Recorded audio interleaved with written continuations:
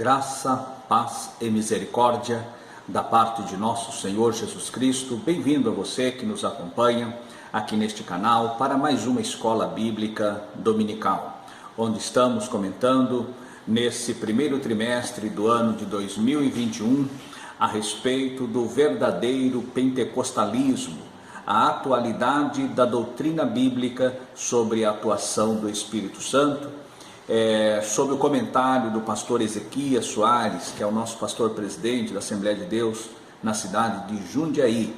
Hoje estaremos comentando a lição de número 7, cultuando a Deus com liberdade e reverência. Cultuando a Deus com liberdade e reverência. Já quero deixar a você, antes que adentremos no comentário, para que você se inscreva no canal. Você que ainda não é inscrito, inscreva-se no canal, registre aí o seu gostei, compartilhe esse vídeo e vamos divulgar a palavra do Senhor Jesus. Meus amados amigos, companheiros de ministério, professores de escola bíblica dominical, alunos, amantes da palavra de Deus, este assunto desta lição de hoje é bastante interessante e oportuno para que seja ele comentado nessa escola dominical. O nosso texto áureo está em João capítulo 4 e o versículo 24, naquela conversa do Senhor Jesus com a mulher de Samaria, a samaritana, onde ele diz: Deus é espírito e importa que os que o adorem em espírito e em verdade. João capítulo 4 e o versículo 24. A verdade prática, a adoração em espírito diz respeito à posição espiritual do adorador. Isso quer dizer que o que vale diante de Deus é como adorar e não onde adorar. Aí está a grande diferença. Nós estaremos hoje, aqui o assunto é a respeito do culto pentecostal. Como que é feito o nosso culto? Qual a liturgia do nosso culto? Então nós vamos aí, os pontos a serem abordados, a liturgia, a forma de culto, a liturgia e a forma de culto. E como que esse culto é apresentado, ele é prestado ao Senhor nosso Deus. Dentro desses 3 pontos que será afirmado a nossa lição. Aqui no tópico primeiro vai falar da liberdade e reverência. No segundo vai falar sobre o culto pentecostal. E por fim o terceiro tópico, como se expressa a liturgia de nossas igrejas. Aí voltamos àquilo aonde falamos a princípio. Agora, a respeito do culto pentecostal, há um erro muito grosseiro das igrejas tradicionais, o que eles dizem, pensam e falam a respeito do culto pentecostal. O culto pentecostal, quando a palavra culto, a Septuaginta, ela vem a palavra avodá, do hebraico, que foi traduzido para latreia no grego.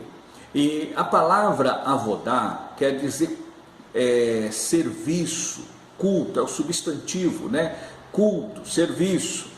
E o verbo relativo a este substantivo no grego, o substantivo latreia, o verbo correspondente é latreo, que quer dizer servir, prestar culto, adorar, ao passo que latreia é serviço, é adoração.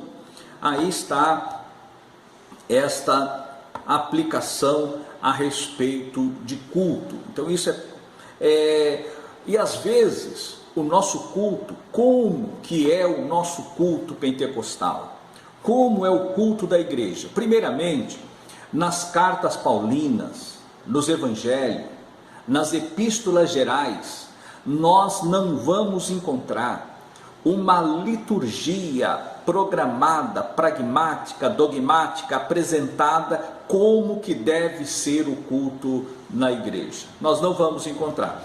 Nós vamos encontrar esta explicação do apóstolo Paulo na primeira de Coríntios, no capítulo 14, que é a nossa leitura bíblica em classe, do versículo 26 ao 32, que nós vamos encontrar o apóstolo mostrando para a igreja de Corinto, ensinando a igreja de Corinto a respeito da forma de culto e como deveria ser cultuado ao Todo-Poderoso. Um dos erros grotescos que falei há pouco, que nos é imputado, é que eles defendem, ou melhor, ensinam de uma forma errada, deduzem de uma forma errada as igrejas tradicionais, de que os nossos cultos, há um desprezo ao Senhor Jesus Cristo e uma valorização ao Espírito Santo. Bom, para começar, ao falar isso já é um erro doutrinário. A nossa confissão de fé, a declaração de fé das Assembleias de Deus, ela diz o seguinte: negamos que a adoração e a espiritualidade de alguém possam ser medidas, percebidas ou avaliadas exclusivamente pelo exercício dos dons espirituais. Ensinamos que a adoração é uma atividade espiritual e precisa ser efetuada pelo poder e fruto do Espírito Santo na formação do caráter cristão e na vida do adorador. Diz ainda, confessamos que na adoração pública, a oração, os cânticos, o ofertório, a pregação e o exercício dos dons espirituais na igreja servem para que, em tudo, Deus seja glorificado por Jesus Cristo, a quem pertence a glória e poder para todos sempre. Amém. 1 Coríntios, ou melhor, 1 Pedro, capítulo 4, versículo 11. Entendemos que a adoração pública é um encontro com Deus para um diálogo. Nós conversamos com Ele por meio de nossas orações, cânticos e ofertas. E Deus fala conosco por meio de sua palavra, que é pregação, o ensino e das manifestações espirituais. Então aqui está mostrando, pela nossa declaração de fé das Assembleias de Deus, o que é um culto que nós prestamos a Deus, como é o nosso culto. O centro do nosso culto é o Senhor Jesus. O centro do nosso culto é o Senhor Jesus. Diz ainda a nossa declaração de fé, reunimos-nos com o corpo de Cristo para a adoração pública ao Deus Trino.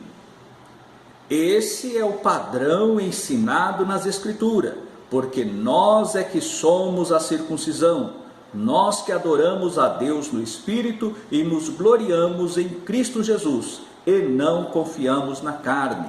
Filipenses capítulo 3 e o versículo 3. Assim o nosso culto, ele tem por base o nosso Senhor Jesus Cristo. O foco é a adoração a Ele e a liberdade ao Espírito Santo. Quando nós falamos de liturgia, a liturgia é a maneira dogmática de como se deve adorar. No judaísmo, tem uma forma engessada e dogmática do culto, que foi introduzido pelos costumes, pela variação do tempo, foi introduzido alguns detalhes que engessou o culto judaico. A igreja cristã não é e não segue um padrão engessado, porém é pela liberdade do Espírito. O que nós encontramos aqui na 1 de Coríntios, Paulo ensinando, ele não está falando também que o pregador ou melhor, que o culto que apresentamos a Deus é aquele culto cansativo, é aquele culto monótono, onde um fala e todos em silêncio ouvem e absorvem aquilo que está sendo ministrado. Não. O culto pentecostal, há uma participação geral da igreja do Senhor Jesus. Há uma liberdade para o Espírito Santo agir na vida de cada um dos crentes. E em momento algum, nesta epístola ou em qualquer outro escrito do apóstolo Paulo, há uma severidade no ensino de proibição de participação da igreja ou cerceamento do agir do Espírito Santo na igreja. O que o apóstolo fala é a respeito da ordem e da decência, e não de lacrar a atuação do Espírito Santo na vida do povo, ou de ter a manifestação do Espírito Santo na igreja. Nós não encontramos isso em momento algum aqui nesse ensino do apóstolo Paulo. Nós encontramos aqui ele falando, aqueles que se encontram, por exemplo, no versículo 26 do capítulo 14, nós vamos encontrar a seguinte expressão: quando vos ajuntais, cada um de vós tem salmo.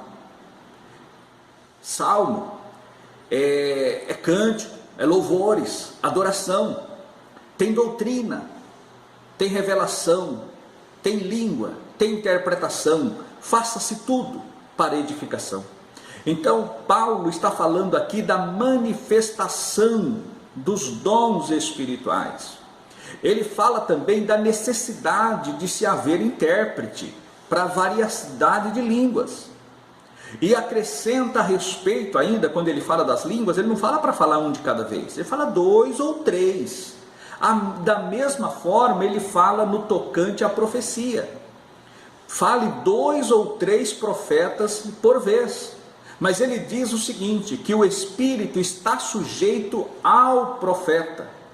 Logo, ele pode esperar que aquele que está recebendo uma revelação entregue, depois de entregada a mensagem revelada, a mensagem profética, aquele que estava sentado, então, levante-se para entregar a que ele recebeu. E ao levantar para entregar o que ele recebeu, aquele que estava falando, que deveria calar-se para ouvir o outro que estava com a nova revelação, para que todos fossem edificados para a glória do Senhor.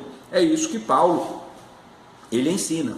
Se nós olharmos nas nossas igrejas, o que nós temos primeiramente a forma de culto. No Antigo Testamento, nós tivemos uma forma de culto. E a forma de culto no Antigo Testamento, a princípio, não tinha coral e não tinha corporação musical com instrumentos. Por assim dizer, uma banda tocando com instrumentos. Não havia. Isto foi introduzido por Davi, que foi um grande inventor de instrumentos, inventou documentos, compôs a maioria dos salmos, dos cânticos, e ali ele trabalhou para que tivesse um coral, Gedutum, Asaf, Emã, eram aqueles os grandes homens que Deus levantou para o ministério musical. E Davi então coloca eles e fala para que ele mostre, então cada um foi formando mestres na música. com os próprios instrumentos que havia e introduzido ainda os instrumentos que Davi havia inventado. Davi inventou instrumentos, eles tocavam esses instrumentos, faziam composições musicais, as letras que Davi escrevia. Davi era não somente um rei, ele não era somente um guerreiro, não era somente um líder político, mas também um líder religioso, porque ele respeitava a liderança sacerdotal, mas ele próprio introduziu uma forma de culto para o povo judeu, dentro do culto judaico, que foi introduzindo os cânticos, introduzindo a música, introduzindo o coral. Isso nós encontramos com Davi. A partir de Davi trouxe uma nova modalidade, uma reforma, por assim dizer, no culto do Antigo Testamento. No Novo Testamento, nós encontramos os pentecostais na sua forma de culto, a sua forma litúrgica. Nós não encontramos uma liturgia traçada ou ter uma liturgia engessada pelo homem ou pela dogmática. Não, os nossos cultos são livres. Apesar de termos a nossa harpa cristã, e através da harpa nós abrimos os nossos cultos com oração. Onde há uma Assembleia de Deus no mundo, o culto começa com oração. Logo após a oração nós encontramos o momento devocional, que o cântico congregacional, com os hinos da nossa harpa cristã. E a quantidade de hinos, isso varia de pastor para pastor, de local para local, de região para região, de culto para culto, a quantidade de hinos a ser entoado. Nós temos a leitura, e a leitura também, ela vem logo após os hinos congregacionais ou depois dos hinos dos departamentos. Há lugares que faz a leitura e depois dos louvores, então vem a pregação, o ensino com base naquela leitura oficial. Outros têm apenas a leitura oficial e depois vem a meditação em outro texto. Então não existe uma regra rígida, engessada na nossa liturgia.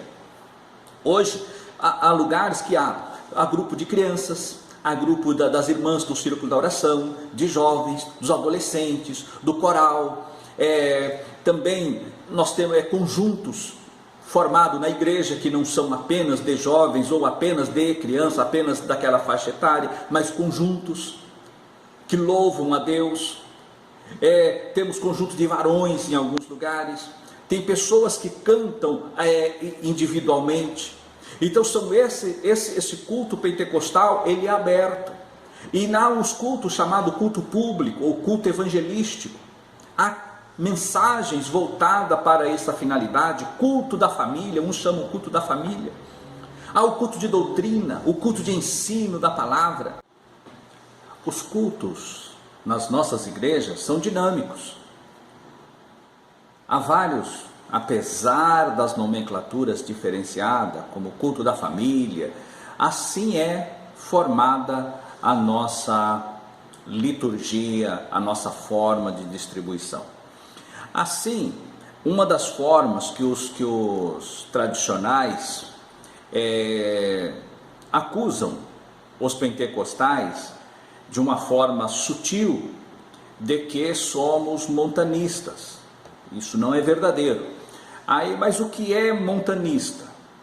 O montanismo, ele surgiu como uma doutrina de Montano, que segundo Eusébio de Cesareia, é a heresia de Frígia, que é da região da Frígida, que surgiu este homem com essa doutrina herética,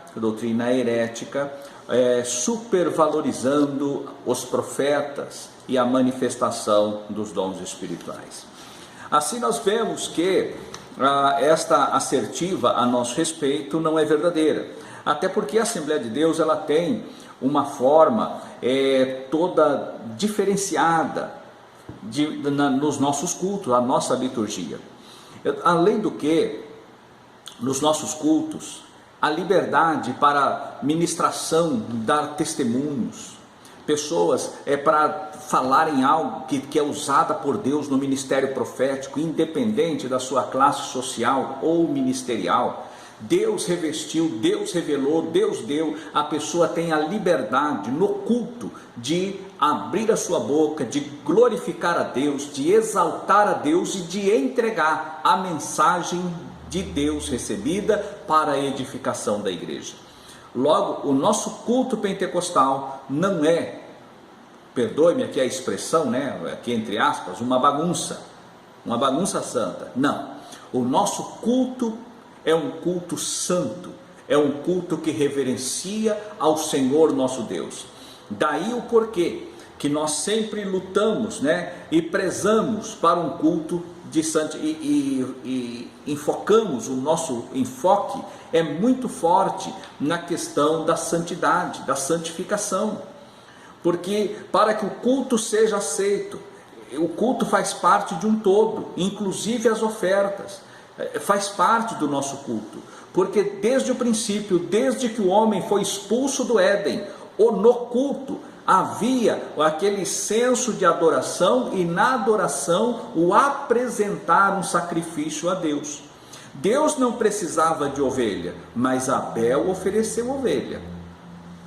Deus não precisava de carneiro, Deus não precisava de cabritos, Deus não precisava, nunca precisou de bois, Deus não precisou de novilha vermelha. No entanto, Deus inseriu esses elementos para que o povo aprendesse a honrar aquele que provê todas as coisas.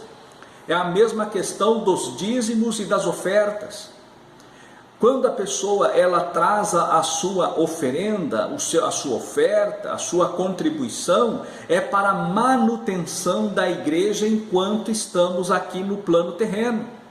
Nós precisamos de missionário, nós precisamos da igreja, nós precisamos equipar a igreja, precisamos de elementos para dar andamento na igreja, em documentação que o poder estatal exige. Então nós precisamos disso.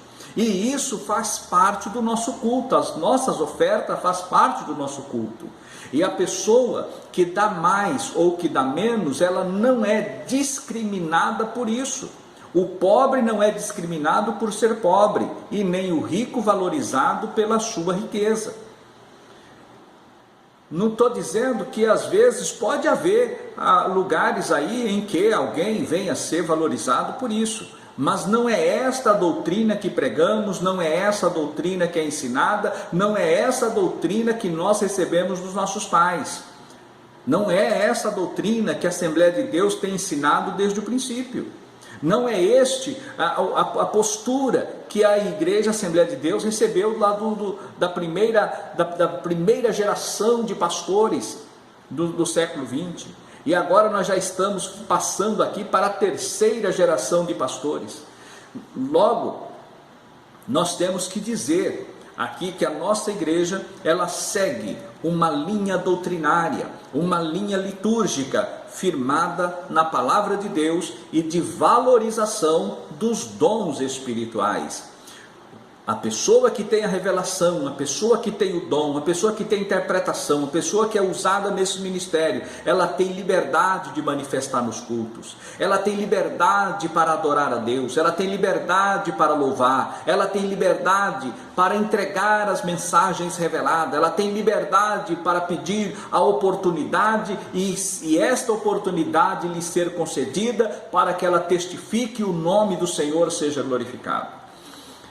Assim nós vemos que o culto pentecostal é um culto dinâmico, é um culto alegre, é um culto aberto, para que o nome do Senhor seja em todo o tempo glorificado. E acima de tudo, o nosso culto é um culto santo, é um culto que existe reverência, porque na Assembleia dos Santos, o Senhor há que ser grandemente reverenciado, é o que diz a Bíblia.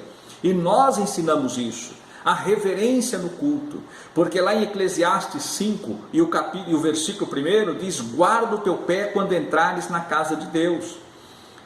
Santidade convém à casa do Senhor, E na igreja não é lugar de bagunças, na igreja não é lugar onde as pessoas muitas vezes usam o espaço do templo santo do Senhor para maus comportamentos, para a prática de ações abomináveis e pecaminosas na presença do Senhor. Nós sabemos que criança é criança, jovem é jovem, músico é músico, obreiro é obreiro, irmã é irmã, tudo nós sabemos disso. No entanto, não é o fato de ser esse ou daquele grupo, dessa ou daquela faixa etária, é que terá ou não a liberdade para fazer coisas erradas. O errado é coibido em todos os setores, em todos os quadrantes da igreja, para que a igreja ela constitui-se num ambiente de santidade, num ambiente puro, num ambiente agradável, porque neste ambiente agradável é que nós vemos as manifestações do sobrenatural, dos grandes milagres de Deus acontecer. Como já tivemos a oportunidade de ver pessoas sendo curadas de câncer na hora da oração, na hora da unção, na hora da ministração da palavra, pessoas sendo curadas do câncer, pessoas sendo curadas da AIDS no momento em que aceita a fé e que oramos por ela, a pessoa foi liberta e o Senhor Jesus visitou e curou ela daquele HIV, porque o ambiente é santo, o ambiente é santo. O local é santo, o culto é santo e cultuamos a um Deus santo, e esse Deus santo faz toda a diferença. Assim preservemos a nossa comunhão com Deus, assim preservemos a nossa santidade com Deus, porque é na santidade que o Senhor opera os seus milagres. Que Deus os abençoe, que Deus os guarde e até a próxima lição, se Deus quiser. Amém.